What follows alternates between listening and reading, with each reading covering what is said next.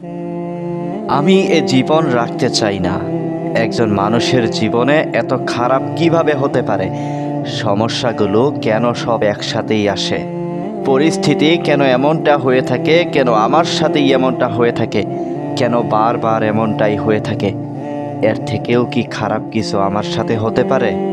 আমার জীবনেই কেন এত সমস্যা? আমিই বা কেন আর কত সহ্য করব?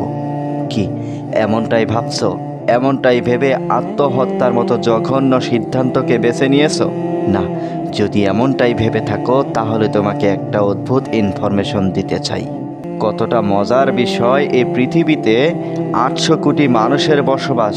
যদি আত্মহত্যায় সব থেকে বড় সমাধান হতো, তাহলে এত মানুষ কিভাবে পৃথিবীতে থাকতো? না, তুমি যে ভাবছো সমস্যা তোমার সাথেই আছে, তুমি যে ভাবছো সমস্যা তোমার জীবনেই আছে, আমি হয়তোবা অস্বীকার করতে পারবো না যে তোমার জীবনে সমস্যা আছে। কিন্তু এমনটা নয় যে শুধুমাত্র তোমার জীবনেই আছে। তুমি যে সিদ্ধান্তের কথা বলছো, তুমি যেটা ভাবছো, তুমি যেটা ভেবেছো যে আত্মহত্যায় মনে হয় সব থেকে বড় সমাধান। সুইসাইড করলে আমার জীবনে আর কোনো সমস্যা থাকবে না। আরে সুইসাইড করলে তো তুমি থাকবে না, আর তুমি না থাকলে সমস্যা থাকা না থাকার সাথে কোনো সম্পর্ক নেই। সুইসাইড যদি কোনো সমাধান হতো তাহলে হয়তোবা এতজন মানুষ জীবিত থাকতো না, কারণ সমস্যা ছাড়া মানুষ হয় না। তুমি কল্পনা করতে পারবে না একজন মানুষের জীবন কতটা খারাপ হতে পারে। হ্যাঁ, তুমি কল্পনা করতে পারবে না একজন মানুষের জীবন কতটা খারাপ হতে পারে। এই পৃথিবীটা খুবই অদ্ভুত। জানো, এখানে কেউ 50 বছরের রিটায়ারমেন্ট নিয়ে থাকে, আবার কেউ 70 বছর থেকে নিজের যাত্রা শুরু করে। 22 বছর ধরে দীর্ঘ পড়াশোনা করে, আরও 7 বছর লেগে যায় তার চাকরি পেতে। আবার কেউ 25 বছর বয়সে কোটিপতি হয়। আবার কেউ 25 বছর বয়সে কোটিপতি হয়ে 50 বছরে মৃত্যুবরণ করে। কোনো এক বেকার ছেলে চাকরির নেশায় ছুটে, কোনো চাকরিজীবী চাকরি ছাড়ার সুযোগ খুঁজে। বৃদ্ধ মানুষগুলো যুবক হতে চায়, যুবক মানুষগুলো শৈশবে ফিরে যেতে চায়, আর ছোট ছোট বাচ্চাগুলো দ্রুত বড় হতে চায়।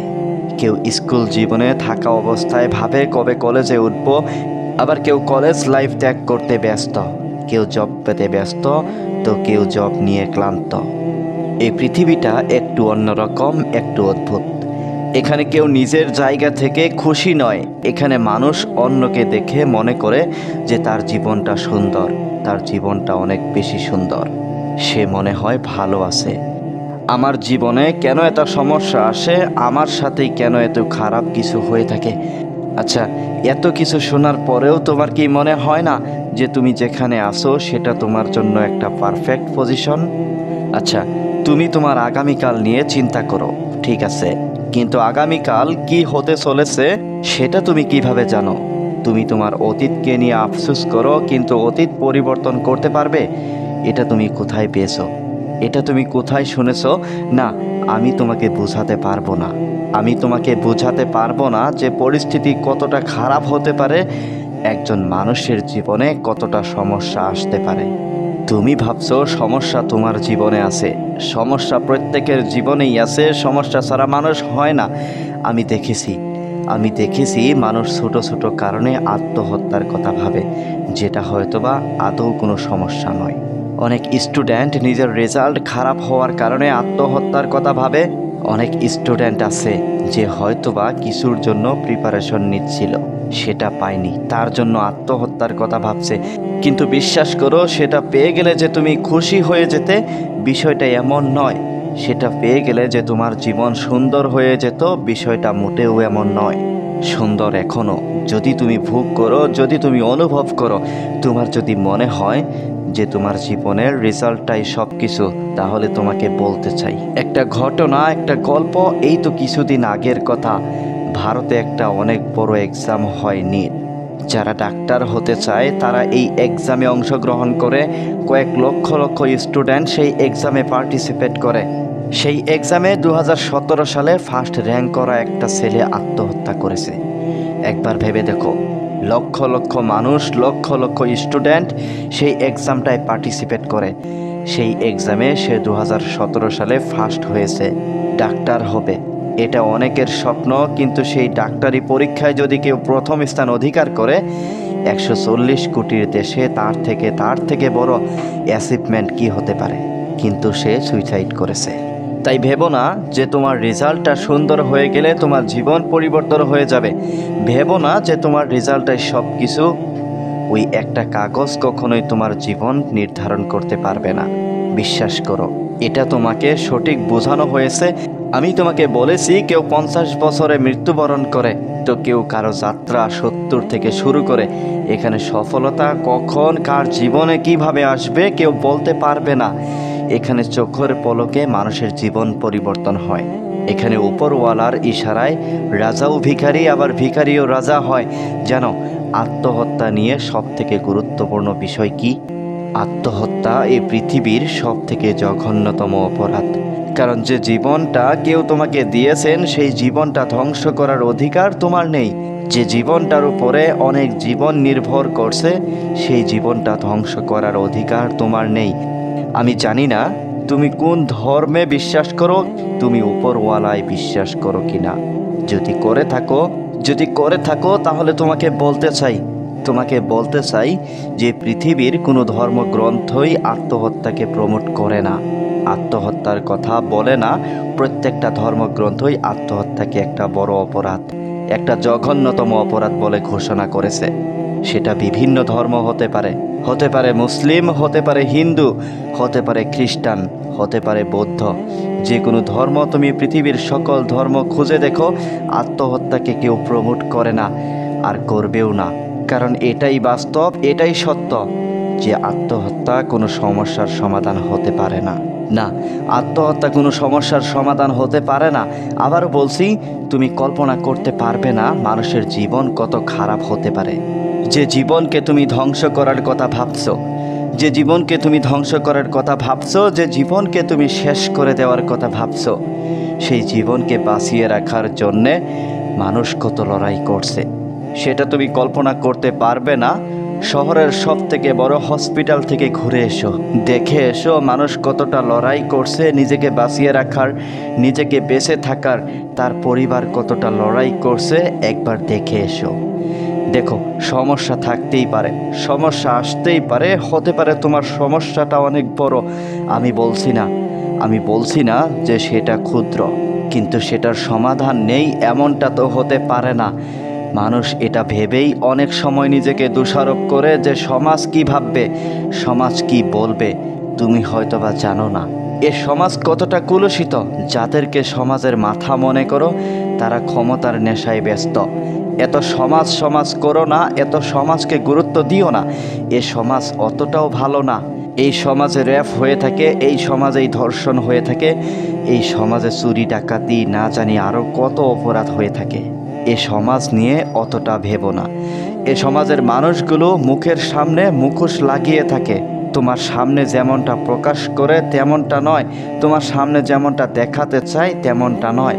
মানুষ নিজেকে সবসময় ভালোভাবে রিপ্রেজেন্ট করে, ভালোভাবে প্রেজেন্ট করতে চায়।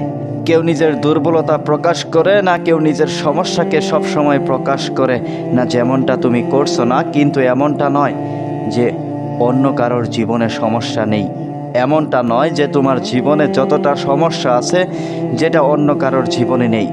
এখানে মানুষ বেঁচে থাকার জন্য লড়াই করছে, আর তুমি নিজেকে ধ্বংস করার কথা ভাবছো। এটা কোনোভাবেই সাজে না।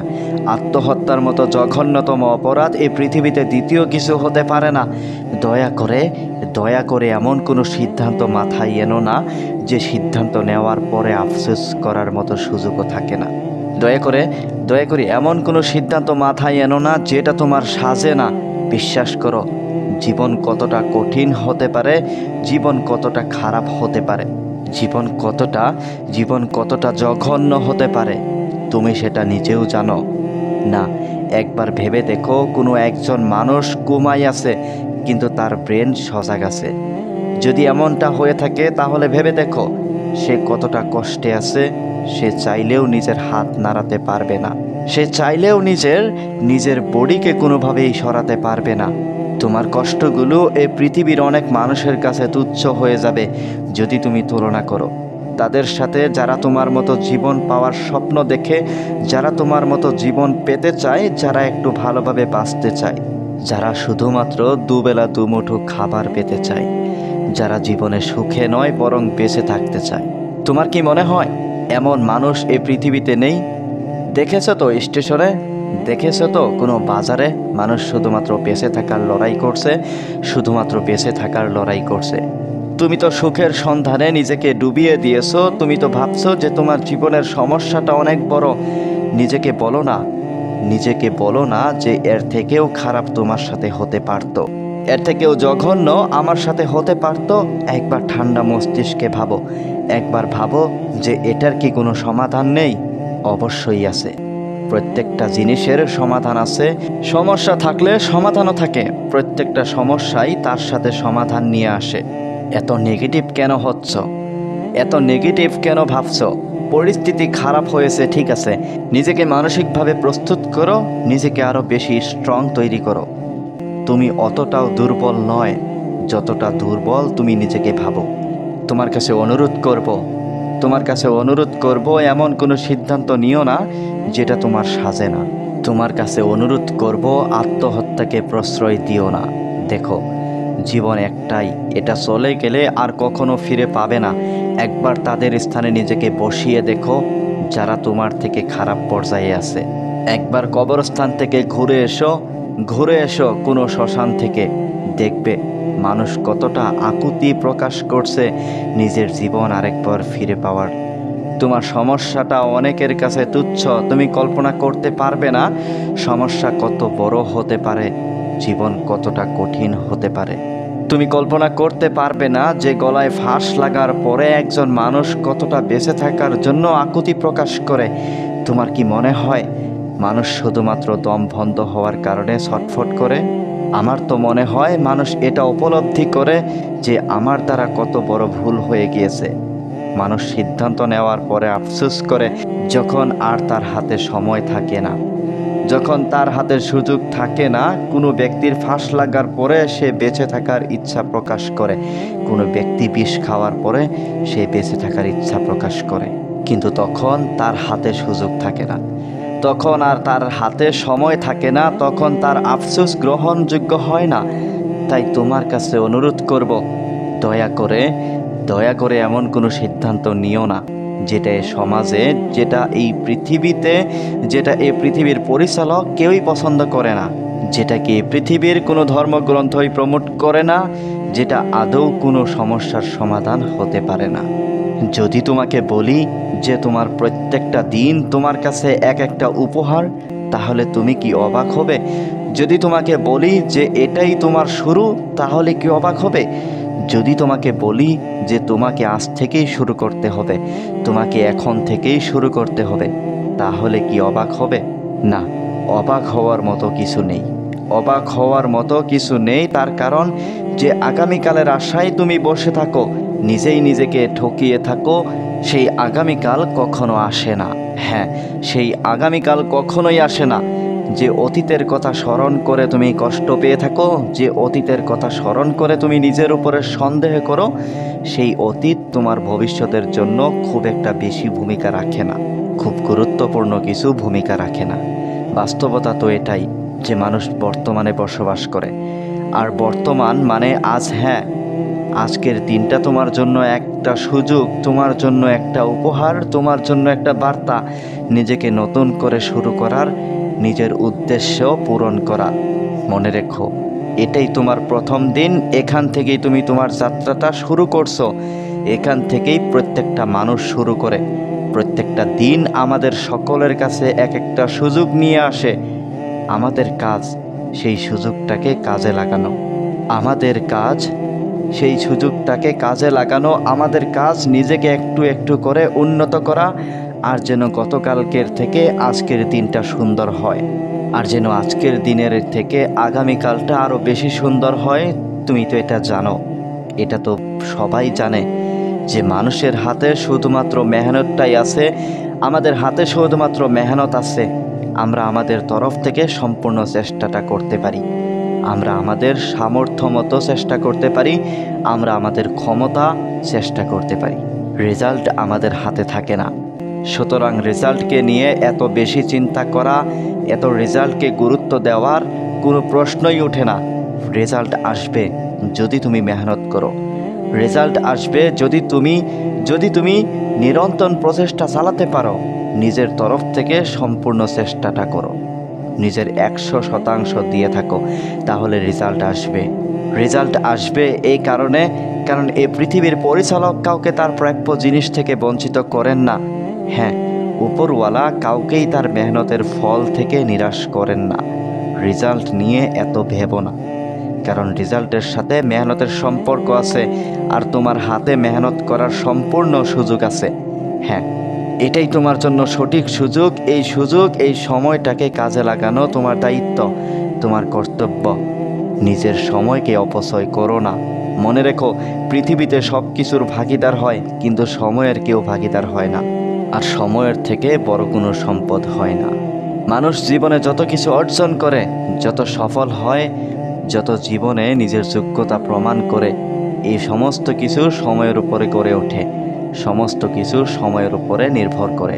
সময় সব থেকে বড় সম্পদ, সুতরাং সময়ের অপচয় করো না। অনেক তো সময়ের অপচয় করেছি, অনেক তো নিজেই নিজেকে বুঝিয়েছি যে আজ নয় কাল থেকে শুরু করব। কাল কখনো আসে না, কালের দোহাই দিও না। আবারও বলছি, তোমার প্রত্যেকটা দিন তোমার কাছে এক একটা উপহার। আমাদের প্রত্যেকটা দিন আমাদের কাছে এক একটা উপহার। এই দিনটাকে কাজে লাগাও।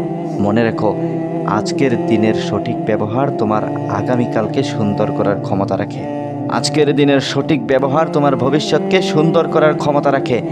সময়ের অপচয় করো না, সময়ের অপব্যবহার করো না।